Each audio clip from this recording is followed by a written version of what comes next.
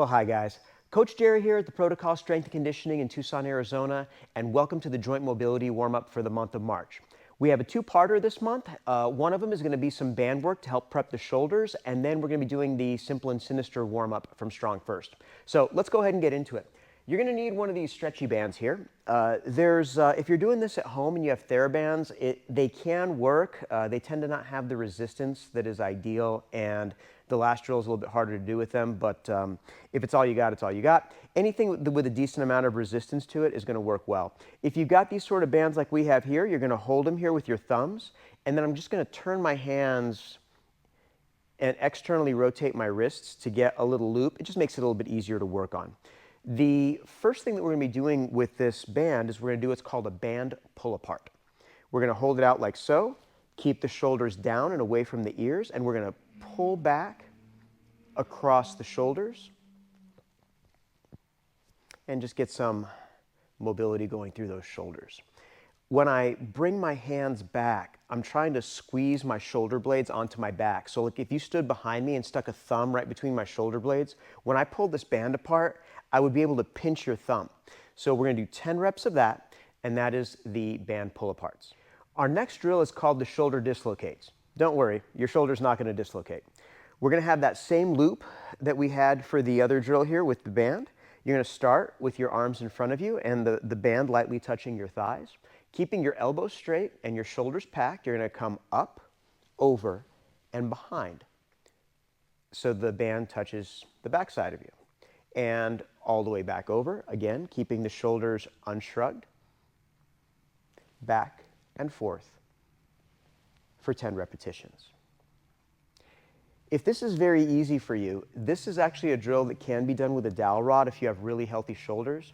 I do not have healthy shoulders, so the bands work just fine. Our third and final drill is going to be what we call the face pulls. With this, I'm going to attach my band to something sturdy on the wall. I'm going to grab a hold of the handles here, and I'm going to stand up here and have my arms out. And the way that I like to explain this one is you are rowing incorrectly. So the palms are going to be facing down, the thumbs are going to be pointing towards each other, and I'm going to pull back and attempt to touch my thumbs to my earlobes. So we're working through the shoulder. You may feel this a little bit through your traps, but again, you're just trying to keep your shoulders down so you can make it more about your shoulders and less about your neck and your traps. I'm going to show one more quick angle of what this looks like.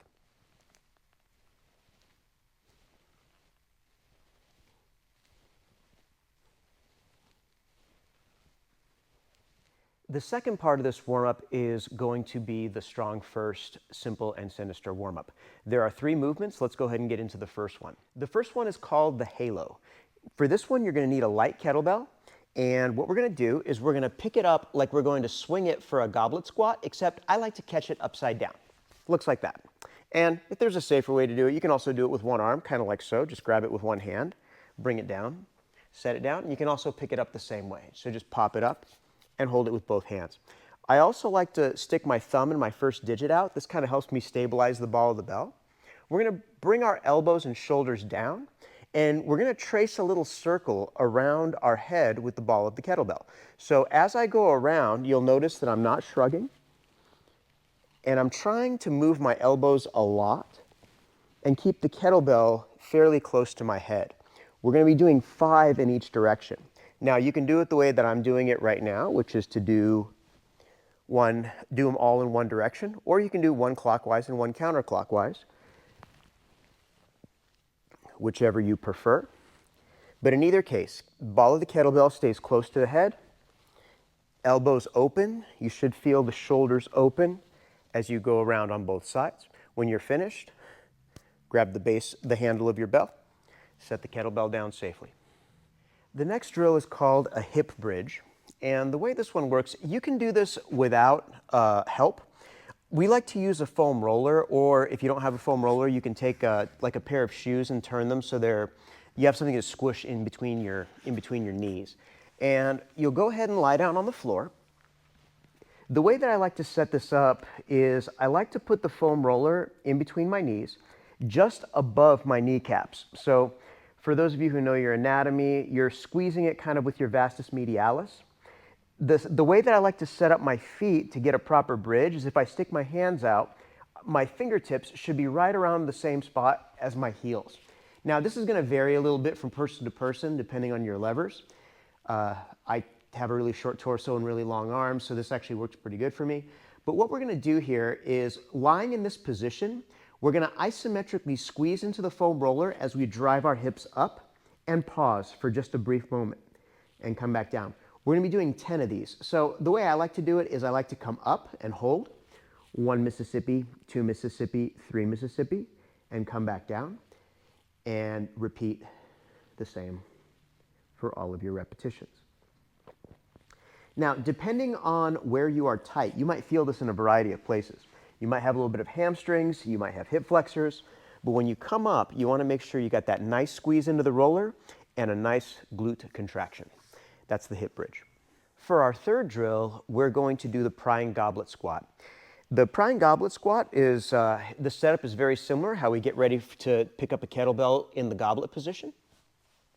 And I'm not using something that, you don't necessarily need a bell that's too heavy. As a matter of fact, if you struggle with your squats, you can even do this with a suspension trainer like one of the jungle gyms that you see here behind me. But in either case, this is not a squat for power, this is a squat for mobility. I'm going to turn slightly so you can see it from an angle. And I'm going to come down and settle into a nice deep squat.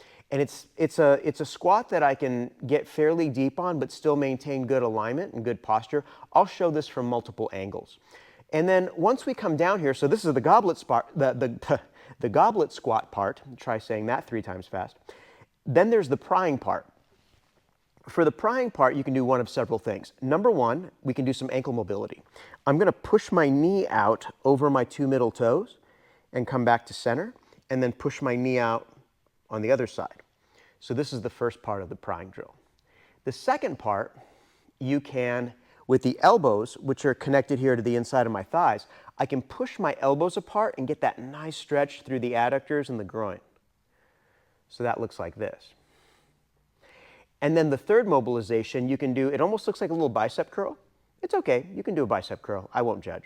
When you come out with the kettlebell, you should be able to straighten your posture, your spine even more and get more vertical with the spine. This one I'm going to show from a different angle. So I'm just going to pop over and sink back down here. So from this angle, it'll look like this. Now, when it's time to get up, take a nice breath of air, and come out of there. Now, you don't have to spend that much time on all 5 reps. As a matter of fact, this is what it would look like in real life.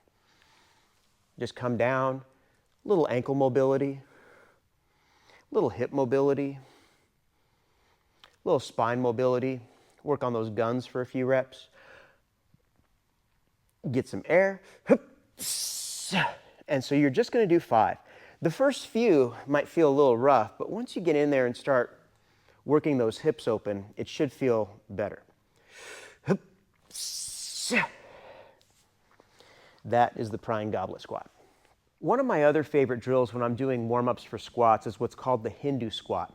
Now, this is optional. Not everyone's feet, ankles, and knees are up to the challenge of a Hindu squat. It is not part of the Simple and Sinister warm-up from Strong First, but it is something that I like to work on. And because in this warm-up we're going to be doing this for 2 rounds, on the second round, if you are capable of doing Hindu squats, I think you totally should.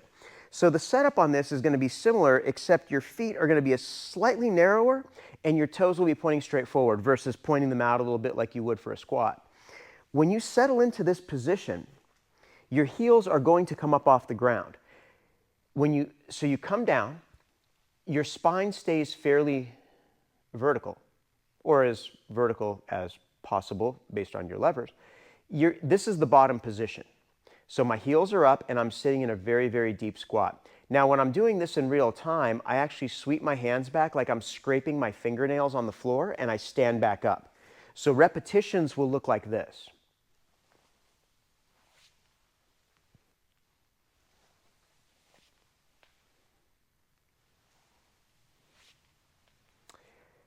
Hindu squats help build resilience through the big toe the toe flexion, ankle flexion and extension, and knee flexion.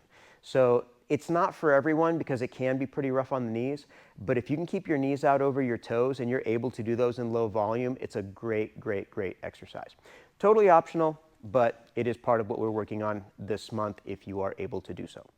So guys, there you have it. Just a quick and dirty warm-up. Get all the important parts, the T-spine, the shoulders, the hips, everything nice and warmed up so you can get right to work with all the good stuff that we have planned for you this month. Thanks again for watching. We'll catch you again soon.